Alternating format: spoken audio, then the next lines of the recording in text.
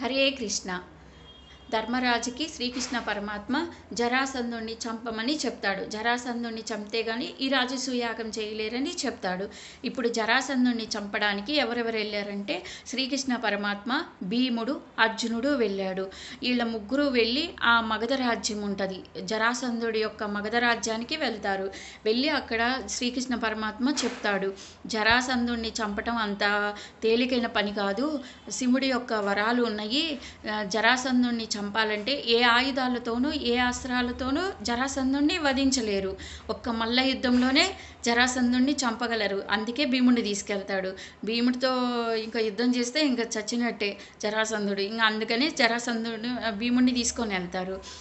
ఇప్పుడు జరాసంధుడి యొక్క బలం ఏంటంటే, ఆయన ఒక చిన్నప్పుడు వాళ్ళ అమ్మ ఒడిలో ఉన్నప్పుడు ఒక పులి వస్తుంది. పులి వస్తే ఆ కంగారులో వాళ్ళ అమ్మ లేచి పరిగెత్తబోతూ ఉంటే జరాసంధుడు పైన కొండ మీద నుంచి కింద పడిపోతాడు. పడితే శిల మీద పడతాడు. ఆ శిల ఉబ్బిపోతుంది కానీ జరాసంధుడికి ఏమీ కాదు. అంత బలవంతుడు. జరాసంధుడి యొక్క వరాలు ఉన్నాయి, ఆయన బలము కూడా ఉంది. ఆయన్ని ఓడించాలంటే ఒక్క భీముడు తప్పితే ఇంకెవ్వరూ ఓడించలేరు. ఇప్పుడు శ్రీకృష్ణ పరమాత్మ చెప్తాడు, ఆ కొండలు ఆయన రాజ్యం ఎలా కట్టుకున్నాడంటే జరాసంధుడు 5 కొండలు ఉంటాయి. 5 కొండల మధ్యలో ఆయన రాజ్యాన్ని నిర్మించుకున్నాడు. ఆ రాజ్యంలోకి రావాలంటే, ఆ మగధ రాజ్యంలోకి రావాలంటే ఇవి కొండలు చెప్తాయి అన్నమాట.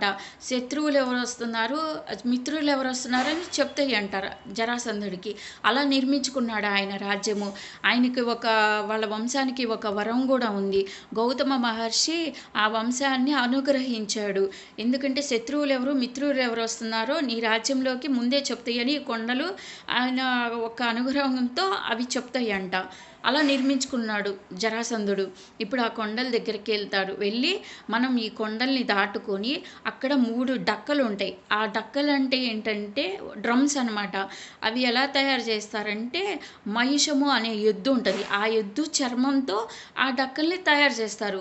ఇప్పుడు ఎవరైనా శత్రువులు వస్తే అవి మోగుతాయి, మిత్రులు వస్తే మోగవు.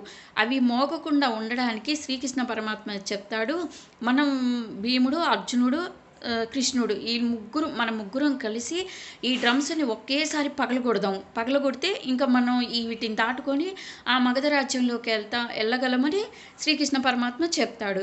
సరేనని భీముడి ఒక్క దెబ్బకి పగిలిపోతాయి. అవి 3 పగిలిపోతాయి. ముగ్గురు కలిసి ఒక్కసారిగా కొట్టేస్తారు. పగిలిపోతే ఇంకా రాజ్యంలోకి వాళ్ళు మారువేషంలో వెళ్తారు. ఆ కొండలు ఏమంటే వాటి పేర్లు ఉన్నాయి. కొండలు 5 కొండలకి 5 పేర్లు ఉన్నాయి. గోరథము, వృషభము, వైహార్యము, ఋషిగిరి, చంచత్రయము,